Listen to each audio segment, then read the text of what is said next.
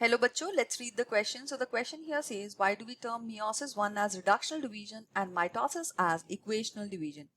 तो यहाँ पे हमारा जो की कॉन्सेप्ट है इस क्वेश्चन का वो है सेल डिवीजन.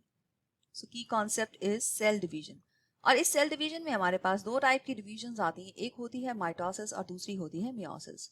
तो हम इस दोनों डिवीजन के बारे में डिटेल में देखेंगे और इनके सारे सीक्वेंस ऑफ इवेंट्स को देखेंगे यहाँ पे. सो यहाँ पे माइटोसिस जो होती है ये हो सकती है या तो डिप्लॉयड सेल्स के अंदर या ये हो सकती है हेप्लॉयड सेल्स के अंदर. तो यहाँ पे हम एक ह्यूमन सेल का एग्जांपल लेती हूँ. फॉर एग्जांपल यहाँ पे ह्यूमन सेल के अंदर जिसमें 46 क्रोमोसोम्स होते हैं और एक कोई भी और सेल है लोअर ऑर्गेनिजम्स की जो गेमीट मदर सेल्स होते हैं उनमें होते हैं n और haploid number of chromosomes.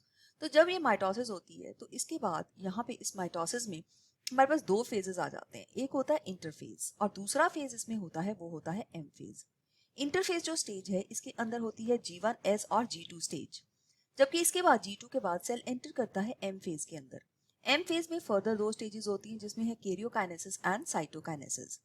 Karyokinesis और साइटोकाइनेसिस जब कंप्लीट होता है तो सेल दो में डिवाइड कर जाता है. दैट मींस एक सेल से हमारे पास माइटोसिस में दो डॉटर सेल्स बनते हैं. So there are this is one cell and it is going to divide into two sales.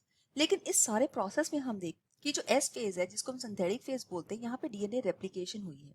DNA अपने जो अमाउंट है वो डबल कर लेता है. सो यहाँ पे अमाउंट डबल होने की वजह से हम देखते हैं कि जो डॉटर सेल्स हैं उनके अंदर भी सेम अमाउंट ऑफ डीएनए. तो अगर यहाँ पे 46 क्रोमोसोम्स है तो यहाँ पर भी 46 क्रोमोसोम्स होंगे. अगर यहाँ पे 2C अमाउंट ऑफ डीएनए तो यहाँ पर भी 2C अमाउंट और 2C अमाउंट होगा. इसी वजह से इस डिवीजन को इक्वेशनल डिवीजन बोला गया है क्योंकि यहाँ पे सेम नंबर जो है हमारे अमाउंट ऑफ डीएनए और नंबर ऑफ क्रोमोसोम्स बिल्कुल सेम होंगे. राइट. सो यहाँ पे हम देखते हैं the second part of the question कि मियोसिस 1 को रिडक्शनल क्यों बोला गया है. तो मियोसिस 1 एक इस तरह की डिवीजन है जो कि मियोसिस का फर्स्ट पार्ट है. इसी तरह से मियोसिस 2 भी होती. तो मियोसिस 1 के अंदर हमारे पास सबसे पहले आता है प्रोफेज 1, फिर आता है मेटाफेज 1, फिर आता है एनाफेज 1 और फिर होता है टीलोफेज 1. तो ये चार स्टेजेस हैं जबकि न्यूक्लियस जो है वो डिवाइड कर जाता है या कैरियोकाइनेसिस होती है. तो इसके बाद हमारे पास आती है साइटोकाइनेसिस.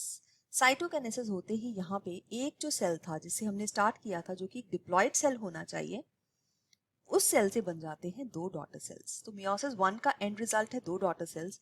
लेकिन यहाँ पे देखने वाली बात है कि इन दोनों सेल्स के अंदर जो नंबर ऑफ क्रोमोसोम्स और जो अमाउंट ऑफ डीएनए है वो आधा होता है.